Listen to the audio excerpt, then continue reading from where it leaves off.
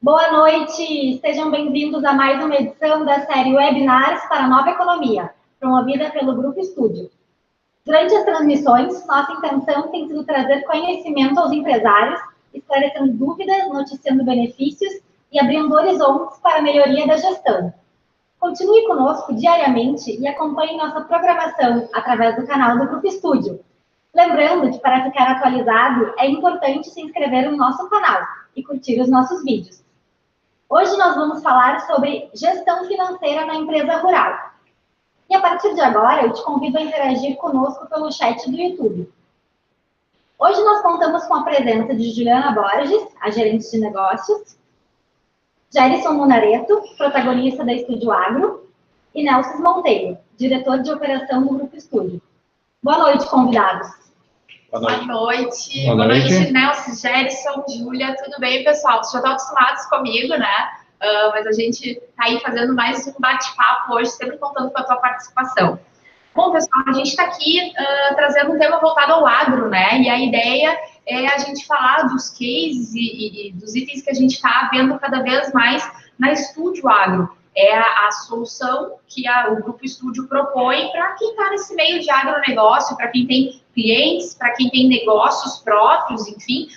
A gente está vendo muita necessidade dos nossos clientes em ter também uma consultoria de precisão nessa área. Para isso, a gente, mais uma vez, vai trazer uma série de convidados aqui. Inclusive, hoje a gente está trazendo duas startups do segmento, a gente está trazendo convidados de fora, daqui a pouco o Gerson vai apresentar o pessoal. Mas a ideia da pauta de hoje é a gente falar sobre gestão financeira no agronegócio, né? Então, a gente vai falar desde a organização operacional, né, e de todas as variáveis que vão impactar na questão financeira da propriedade, seja ela pequena, média, grande, enfim. Então, para isso a gente está aqui com o Nelson, com o Gerson, com o pessoal das startups voltadas ao agronegócio. Então, mais uma vez, sejam muito bem-vindos. É um prazer estar aqui com vocês. Gerson, conta pra gente o que a gente tem com relação à organização operacional do agronegócio. Bem, primeiramente, boa noite, Juliana, boa noite a todos que estão conosco. Diego, Rodrigo, muito obrigado pela presença. É uma grande satisfação estar convidando os amigos aí das startups para participar conosco. E hoje a gente vai falar sobre um tema bastante relevante dentro da empresa rural. Para quem acompanhou o primeiro webinar da Estúdio Agro, a gente falou sobre uma gestão da propriedade como um todo, e hoje a gente vai para um tema específico, que é a gestão financeira. Por que a gente está falando sobre gestão financeira hoje? Para saber, com ela, tu consegue ter um pouquinho mais de conhecimento da tua propriedade, tá? Muitas vezes a gente tem dados empíricos dentro dela, onde como um negócio como um todo, tu faz estimativas, muitas vezes de custo de produção, quanto que está mais ou menos o preço do teu produto hoje. Então, eu volto a dizer, são estimativas. Eu acho que o meu preço está esse aqui. Eu acho que o meu custo está esse daí. É muito no achômetro, em teoria, e tu não bate a vírgula. E isso pode ter um bastante risco em relação ao endividamento. Por quê? Porque quando tu não conhece o teu negócio, tu não sabe qual área, por exemplo, está te dando retorno econômico ou não. Tu fazendo uma gestão financeira adequada, tu pode comparar duas atividades. Por exemplo, tu tem pecuária e soja, tu pode saber qual está te dando maior retorno ou não. E isso é bastante de grande valia para te fazer testes dentro da tua propriedade. Muitas vezes na Fazenda Modelo, por exemplo, na unidade da Fazenda Fênix, que a Estúdio Agro possui, a gente faz muitos testes, onde a gente compara diferentes cultivares de pastagens, por exemplo, com suplementação ou sem. Então, a gente pode saber bem direitinho quanto que nos custa a pastagem, por exemplo, com milheto, quanto que nos custa uma pastagem com capim-sudão, e ela suplementada ou não. A partir daí, com essas divisões de terras e de lotes, a gente pode ir jogando os custos nas determinadas áreas e lotes, e pode fazer uma análise como um todo de qual a maior rentabilidade de cada atividade. Então, tu fazendo uma boa gestão financeira, tu conhece realmente a saúde financeira de toda a tua propriedade. Tu tem um maior controle de toda a gestão. A partir daí, tu pode definir metas ou verificar quanto tu precisa produzir em sacos, por exemplo, passando para a produção de grãos, ou quanto produzir em quilos, passando para a pecuária.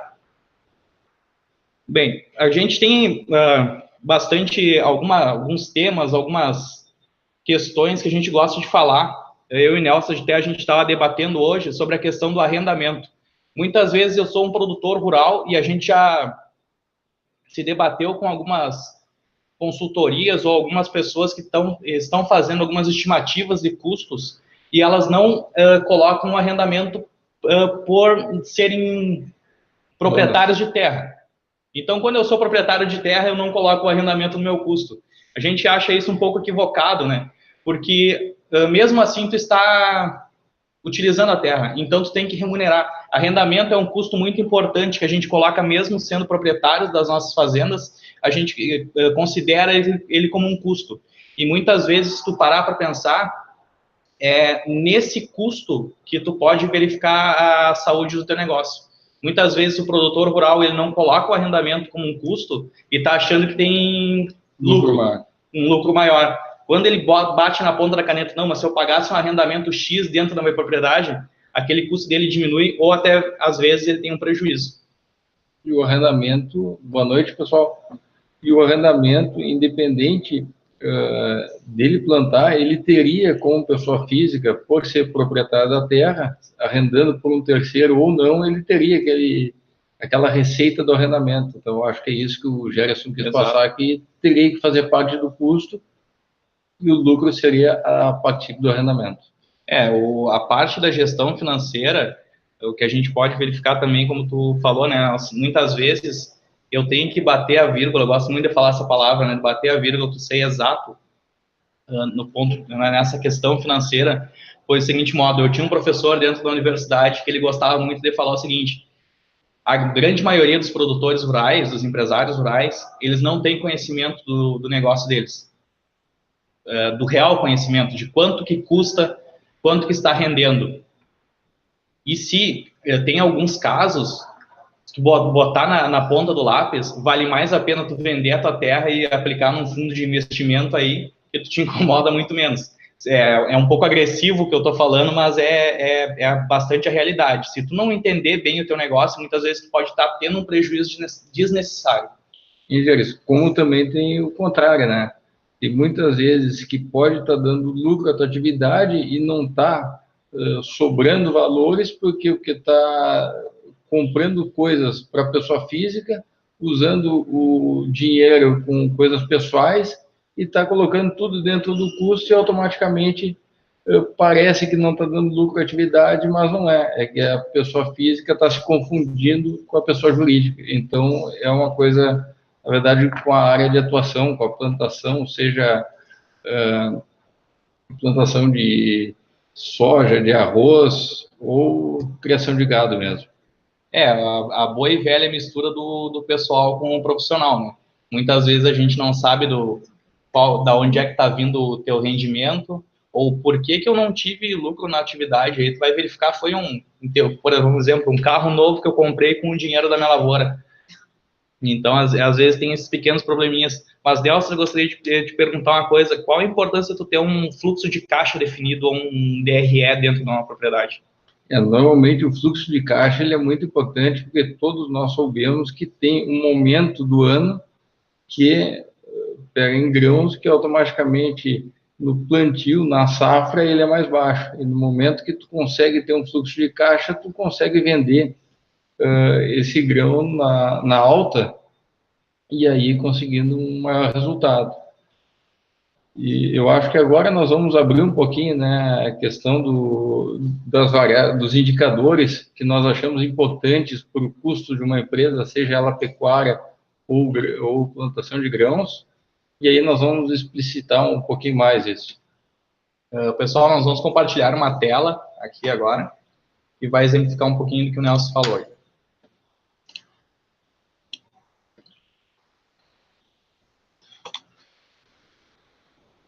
Bom, pessoal, então, o que nós temos aqui? Pegamos, num primeiro momento, o cultivo de grãos. Quais são as variáveis que nós consideramos muito importantes aqui? O preço de venda, obviamente, né, se nós vendermos a um valor mais alto, vamos ter mais lucro no resultado, e o preço de venda, por ser commodity, nós soubemos que na entre-safra, normalmente, ele é um valor melhor, e aí impacta já diretamente com o fluxo de caixa que nós comentamos um pouquinho antes. O custo, né, que nós tivemos na produção, aí, obviamente, se nós gastarmos menos, automaticamente também vai gerar mais lucro, e a produção. Porque a produção, se nós plantarmos e conseguirmos colher 100 mil sacos de arroz, por exemplo, é muito melhor que colher 80 mil, automaticamente nós vamos ter maiores vendas e o custo vai ser dividido entre um número maior de sacos de arroz ou de soja, o que for. Depois nós temos, na pecuária de corte, quais são as variáveis que nós achamos muito importantes? O preço de venda também, né, que eu acho que isso em todos os negócios, o preço de venda é muito importante e varia. O custo que tivemos, o custo fixo, o custo variável, todos os custos que nós tivemos na pecuária, né? A capacidade, ou seja, o arrendamento que eu vou pagar, independente se tiver 1000 gados ou 100 gados, o arrendamento será o mesmo. Então, a capacidade instalada dentro do meu campo é muito importante para diluir o custo também. E, obviamente, que nós temos o ganho de peso, porque também não adianta eu estar com uma capacidade acima e não estar conseguindo ganhar o peso necessário para engordar. Então, essas variáveis que nós entendemos que são muito importantes na questão do arroz, plantio em geral e pecuária. Para começar a fazer um DRE, nós entendemos que tem que ter um planejamento e aí um orçamento, que nós vamos para o próximo slide.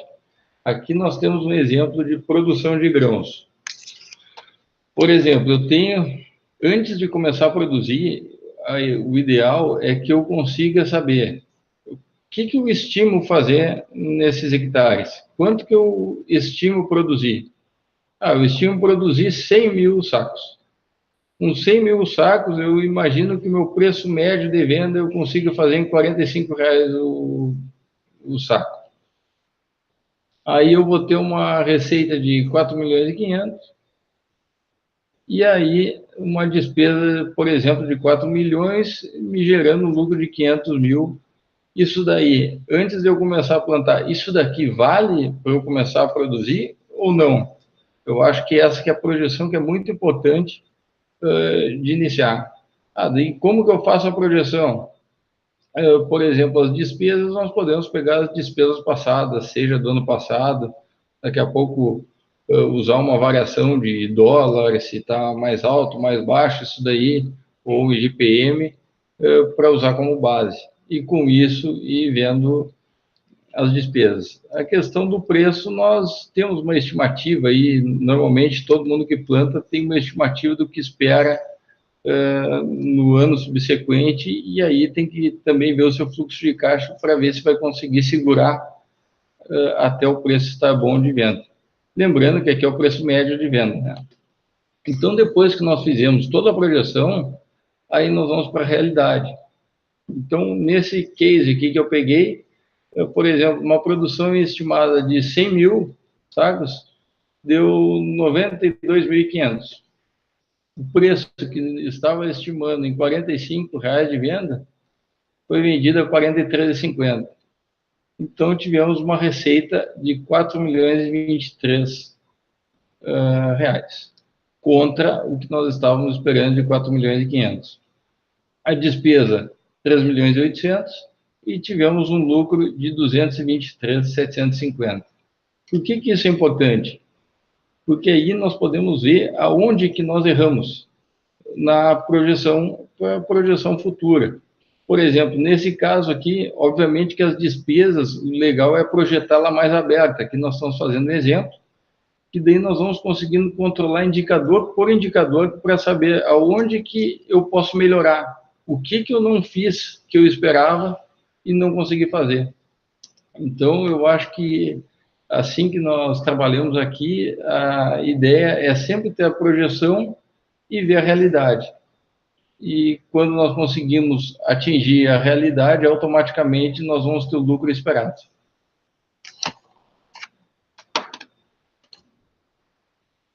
Bem, pessoal, o que a gente quer com esse webinar hoje, ou tocando nesse assunto? Começa tu aí, produtor rural, consultor agrícola, muitas vezes não tá, é proprietário de terra, mas não está 100% na atividade. Começa a exercitar esses números. Começa a abrir, como o Nelson hoje trouxe um exemplo básico de um DREzinho simples, com quanto que eu estimo minha produção, quanto que eu vou ter de receita estimado, como é as minhas despesas, e a partir daí, tu vai conhecendo o teu negócio, tu vai saber aonde tu está inserido e começar a traçar estratégias para que tu tenha maiores rendimentos dentro da propriedade. Mas, obviamente, hoje, agora eu vou abrir para os meus convidados, né? A gente tem duas grandes startups aí do cenário de agronegócio, de AgTechs, né? A Cerealize e a Agridados. Vou começar pelo Rodrigo Souto, meu amigo, meu parceiro aí, o engenheiro civil que mais entende de arroz nesse Rio Grande do Sul. Como é que está, Rodrigo? Tudo bem? Então, primeiro, estão me escutando para ver? Bom, primeiro agradeço imensamente o convite, mas é mentira, esse negócio de engenheiro civil que mais tem de arroz é uma falácia, o negócio. Se eu soubesse tanto de arroz assim, eu sabia que o preço estava bom, porque eu também planto, né? E aí estou agoniado com esse negócio aqui. Mas agradeço, a nossa... Fazendo uma introdução rápida aí da Cerealiza, nós somos uma empresa especializada em gestão financeira de lavouras, o nosso business é esse, nós temos aí dentro dos clientes o Sicredi, e algumas cooperativas, a gente faz já um trabalho bem extenso aí com eles. Eu agora passo a palavra para outra Agritech ou falo case? Como é que tu me orienta agora, moderador Jason? Pode tocar. Então, bom, eu fui excelente o case, porque a gente vai falar o seguinte, no exemplo dado pelo Delci, foi 8,5% de queda da produção planejada e 4% na queda no preço, reduziu em 66% a margem. Então, margem é o nome do meio que a gente trabalha, tá? Mostrando no case que o Gerson pediu, a gente tem aqui em Itaqui, onde estou agora, né? A gente tem produtores de arroz que estavam bastante endividados e tiveram um impasse com bancos e a gente foi chamado, né?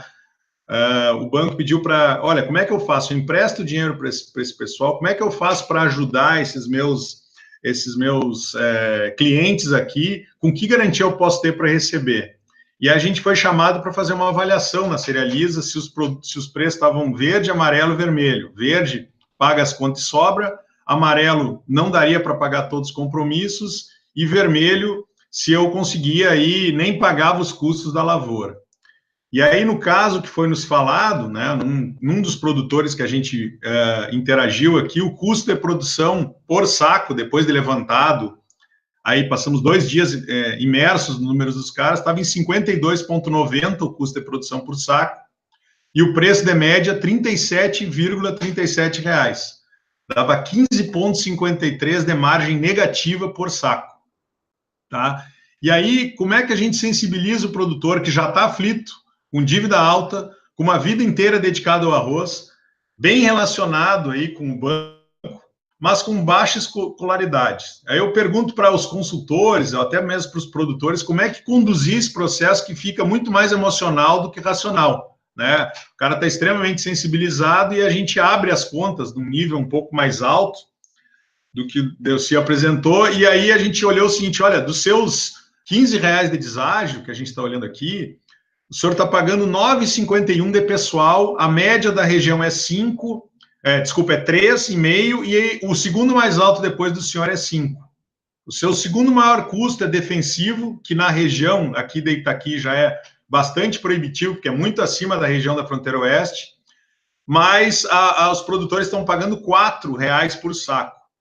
E como é que está a sua taxa de juros, que é uma coisa que a gente também não está acostumado a fazer avaliação. O juro que ele estava pagando era um juro alto e caro, né?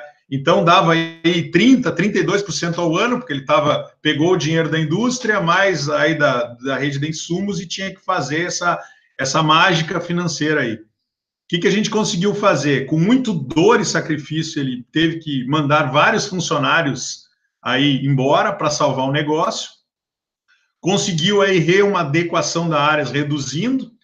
E aí, ao final disso, ele conseguiu, mostrando um plano de recuperação, um plano de gestão financeira da propriedade, renegociar esses juros com o banco, alongar essa dívida para 10 anos, né? E aí mostrou que tinha uma capacidade financeira que estava sendo reativada, e agora ele está com um custo, até o momento, de R$ 42 por saco. Por que até o momento? Porque eu dependo do custo de produção para calcular de quanto que ele está colhendo, e esse produtor ainda não acabou de colher toda a produção dele. Nós estamos rezando aqui fortemente para que as áreas deem mais aqui, para que a gente consiga dar esse segundo tombo. Mas é uma questão assim que mistura muito emocional do produtor, uma capacidade aí das questões financeiras são muito doloridas. A gente precisa aí dar escolarizar o produtor nessas questões, nessas temáticas financeiras, que ele ficou muito tempo alijado e não precisava disso. E agora, ultimamente, tem sido bastante doído essas questões. Questões como arrendamento, rateio entre culturas, despesas administrativas, quanto que ele tem imobilizado em máquinas, é uma coisa que a gente precisa ter uma primazia aí, uma consultoria praticamente muito, muito astuta para conseguir reverter esse negócio e ele não se sentir pressionado ou tolhido para trabalhar essas questões. Tentei ser sintético, aí depois vocês me contem se eu consegui, porque não é a minha forte. O Jackson sabe que eu sou bastante prolixo aí. Passei no teste, Jackson? Não, tá 100%, Rodrigo. Obrigado aí por falar de um case da tua empresa. A gente sabe aí que a Cerealiza é bastante especializada na área de arroz. E vamos trocar de startup aí, vamos falar sobre outro cara que está tendo bastante destaque aí, meu parceiro Diego. Contar um pouquinho como eu conheci ele, foi num evento da PUC, Startups do Sebrae. O Diego é um cara bastante aberto. Na hora que eu falei para ele sobre o projeto da Estúdio Agro, ele achou legal. Falei para ele da Start Hub, que é o nosso polo aí de startups do Grupo Estúdio, e já fez o cadastro na hora. Então, Diego, toca o baile aí que agora é contigo, meu velho. Que ótimo, que ótimo. Primeiramente, é um prazer estar participando né, desse assunto que é tão relevante para nós na AgriDados, né, que é exatamente o que a gente faz. Então, é sempre muito bom estar contribuindo, tentando contribuir um pouquinho, trazendo um pouquinho de conhecimento para esse assunto que é tão caro para nós. Parabenizar vocês de todos, cumprimentar todos aí, agradecer o convite, né? E primeiro ponto, eu acho que é importante falar um pouquinho da AgriDados, né? A AgriDados é uma plataforma aí que vai centralizar todas as informações da propriedade rural em um único lugar. O que a gente vai fazer é auxiliar o produtor a medir o seu desempenho, saber o que está acontecendo, e aí, assim, maximizar seus resultados, né? Profissionalizando a gestão financeira da fazenda, com software, né? Com treinamentos e com a criação de rotinas de controladoria. Isso é o mais importante e o mais difícil de fazer, e a gente entra com tudo isso.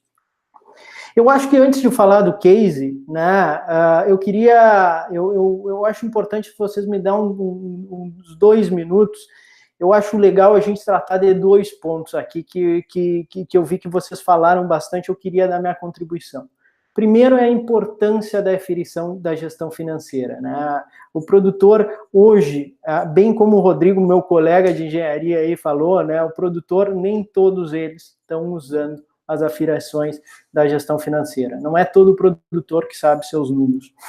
E não é a primeira vez que eu uso esse exemplo, tá? Vou trazer um exemplo, né, para os ouvintes aqui pensarem consigo mesmo. Pensem só, estou voltando para casa, agora é 7 horas da noite, estou voltando para casa, vou fazer uma janta com meus amigos. Tá? Passei no mercado, comprei cebola, carne, um arroz, um alho, vou cozinhar para toda a galera. Né? Vou fazer meu prato principal, né? Um arroz carreteiro tão caro aqui no sul.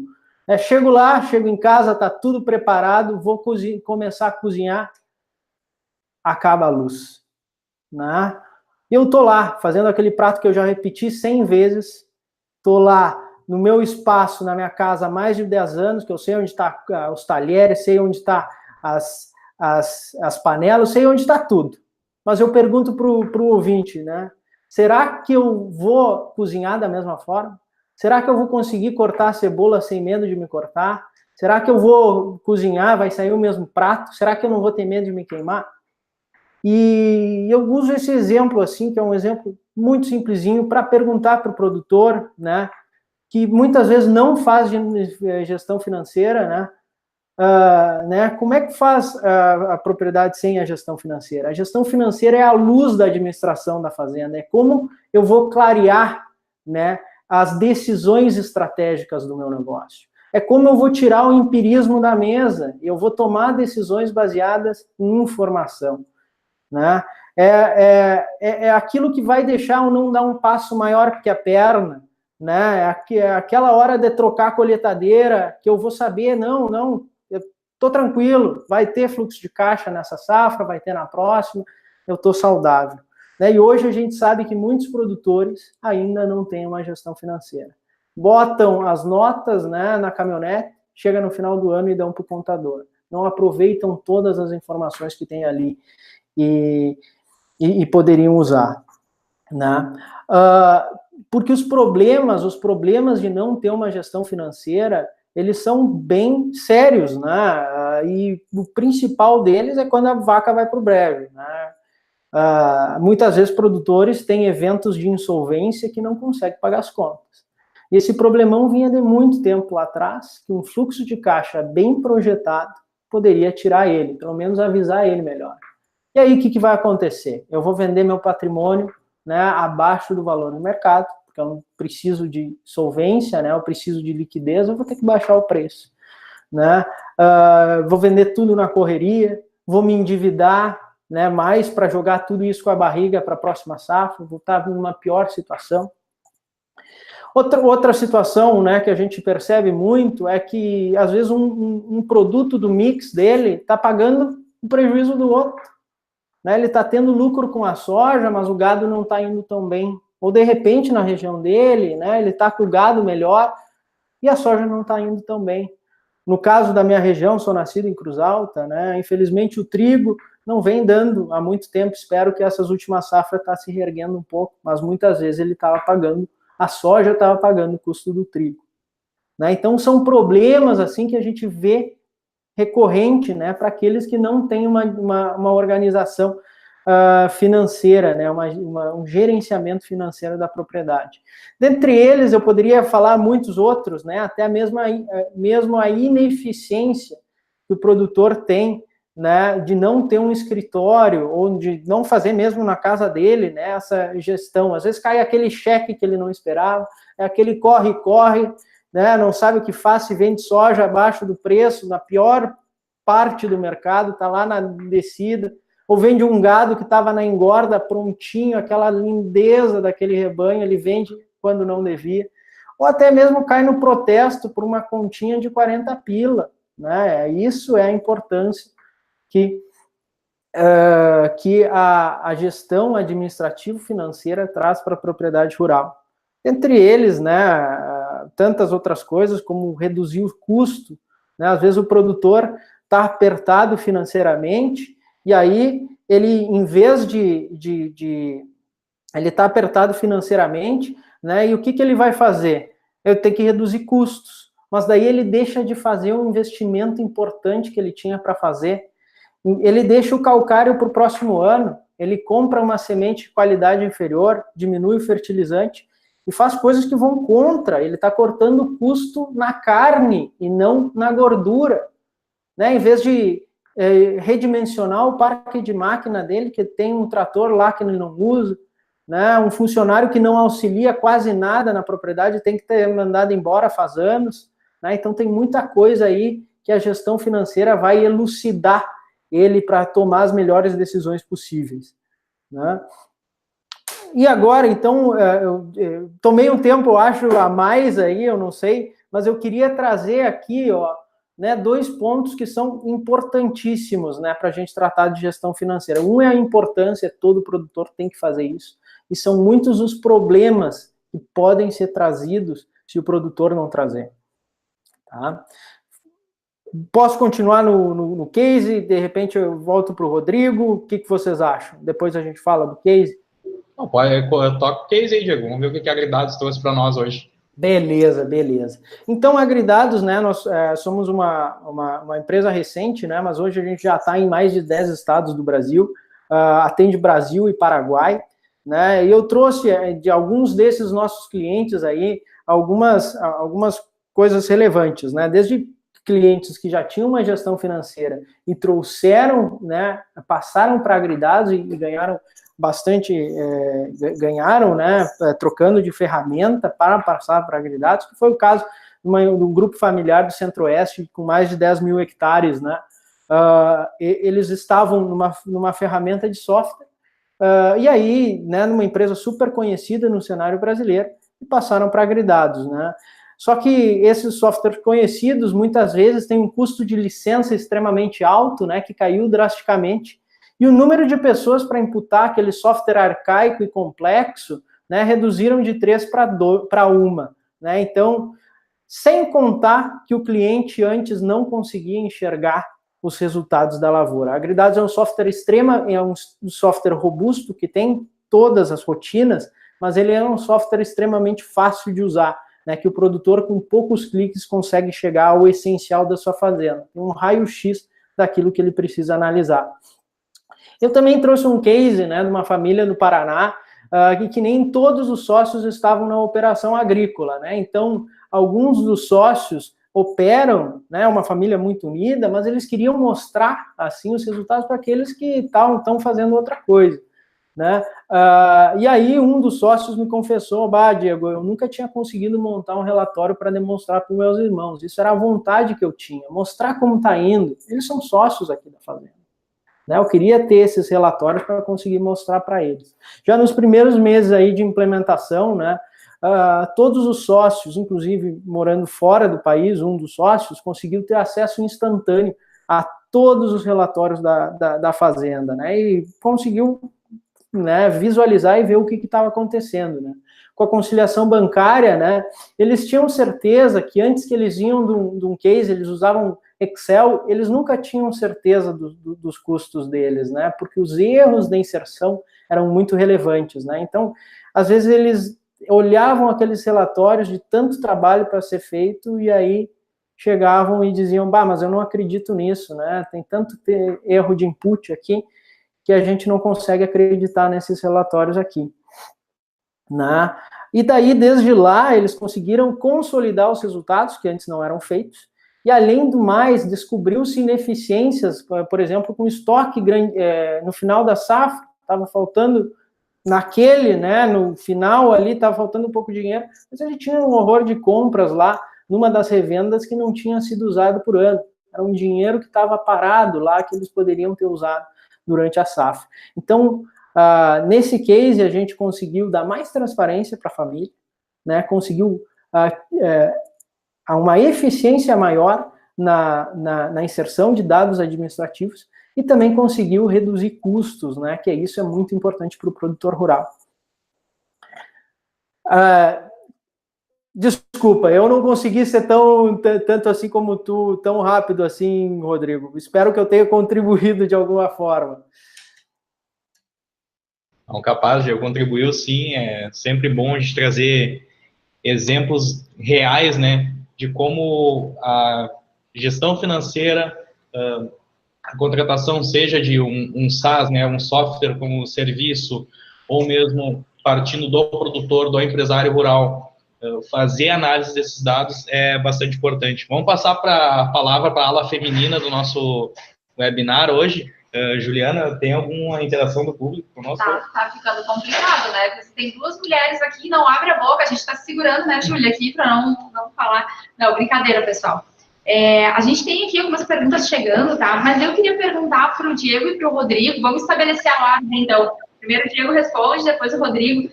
Queria saber o seguinte: vocês são startups, né? Vocês estão no mercado aí de inovação para uma área que é extremamente conservadora. O que eu queria saber de vocês é que tipo de público tem procurado os serviços de vocês. Se é aquele pessoal mais cabeça aberta, talvez uma segunda, terceira geração, ou vocês já conseguem entrar naquelas propriedades que já tem aí um movimento mais conservador, né? Lideranças mais conservadoras. Então, objetivamente, que tipo de público hoje startups como vocês estão atendendo?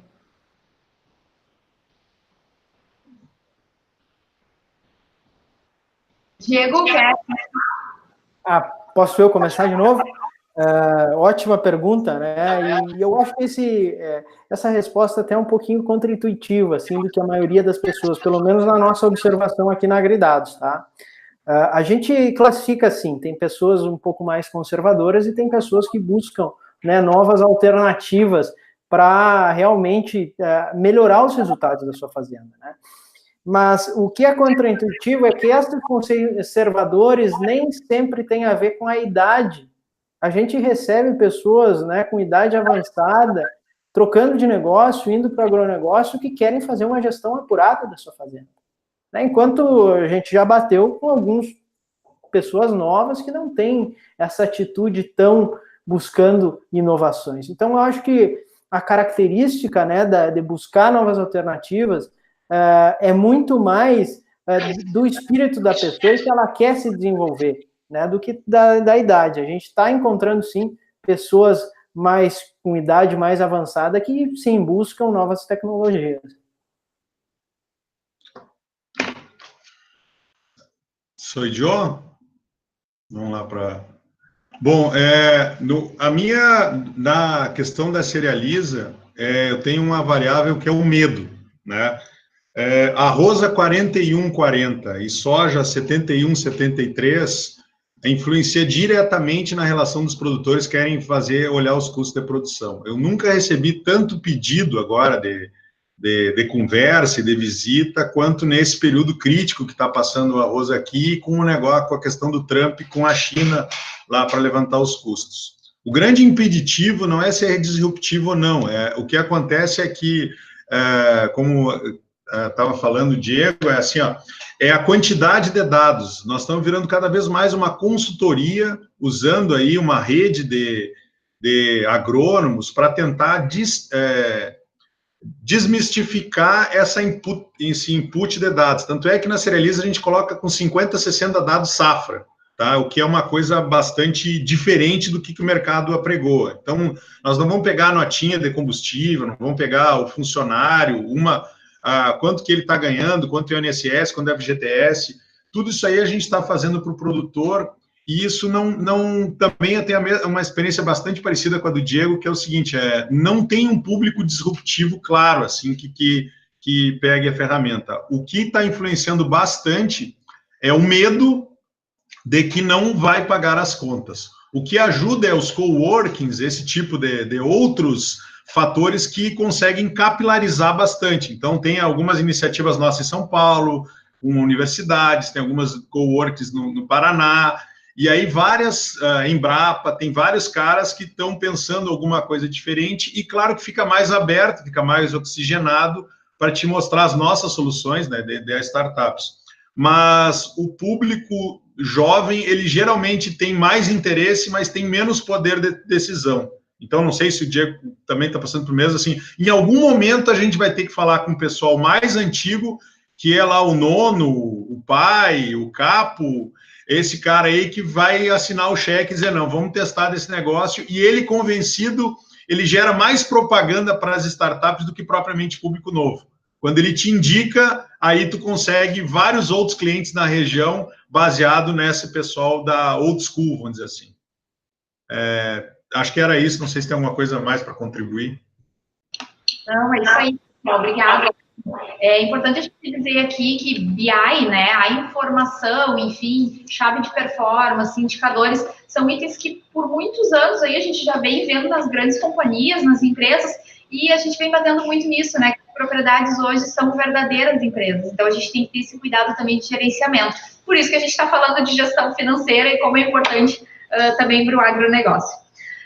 Bom, pessoal, a gente está com a interação aqui, o pessoal do chat, né, do YouTube que está nos acompanhando, mandem as perguntas. A gente tem uma primeira contribuição do César, que está nos perguntando o seguinte: usinas de cana-de-açúcar, né, em relação aos empresários desse segmento, qual o papel coadjuvante que a gente pode assumir? Então, eu queria passar aqui para o Nelson e para o Gerson, para eles abrirem um pouquinho essa questão de operação, né? Porque a gente está falando aqui de usina e a gente está falando do plantio. Então, vou deixar que eles tragam aqui a resposta para o César. Bem, primeiramente, César, obrigado pela pergunta e pela participação no webinar. É sempre um prazer tê-lo conosco. E eu acho que, primeiramente, a gente tem que exercitar uma coisa. Quando a gente fala de usina de cana-de-açúcar, a Estúdio Agro, ela atua da porteira para dentro, né? Da própria parte agrícola mesmo. A gente tem algumas questões de consultoria, questões contábeis mais voltadas para o empresário rural, né, Juliana? Agora a gente está com um novo modelo de negócio dentro da Estúdio Agro, onde a gente faz um diagnóstico da propriedade e verifica quais dos nossos serviços são de extrema importância para o empresário rural. Então, a partir daí, a gente vai linkando as nossas soluções para trazer o melhor auxílio possível para o produtor que é tão escasso em relação a essa parte de soluções corporativas ou, muitas vezes, auxílios de gestão. Mas, voltando à questão da cana-de-açúcar, acho que, Nelson, usina de cana-de-açúcar, separamos a parte agrícola. A gente tem alguma oportunidade dentro da Estúdio para a indústria, por exemplo? Tá, daí, falando na questão de gestão financeira, eu acho que, obviamente, nós temos que abrir, né? Porque eu acho que cada atividade tem seu custo, e aí nós temos o custo, seja da plantação, como seja depois da industrialização. Eu acho que são custos diferentes, porque daqui a pouco tu pode estar dando resultado em um determinado setor e não está dando do outro. No momento que tu fecha tudo, parece que está ruim, mas pode ser parte dele.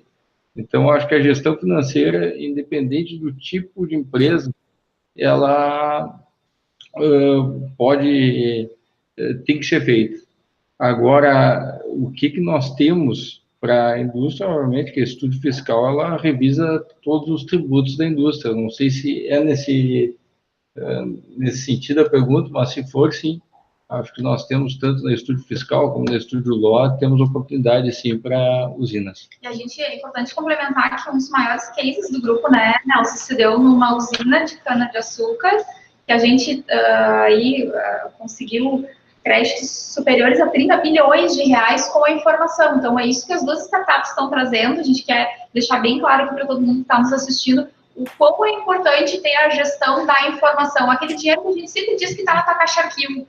Né? Então, é importante ressaltar que, com relação à indústria, a gente tem outras soluções dentro do grupo, que não dentro da Estúdio Agro, mas que, enfim, voltamos no ponto crucial, que é ter a informação, a gestão da informação também. Até eu tive a oportunidade de conhecer essa usina, e foi um aprendizado muito bom mesmo, lá nessa usina aí que nós achamos esse valor de crédito. E, normalmente, tem bastante, sim, porque ainda mais, indo um pouquinho para esse lado, ainda mais agora com o fisco que ampliou o conceito de insumos, aí nós podemos ir bem mais a fundo a partir desse ano aí, nessas questões. César, vamos fazer o seguinte, me traz a parte agrícola para mim, que eu deixo a parte fiscal com esses caras aqui, né?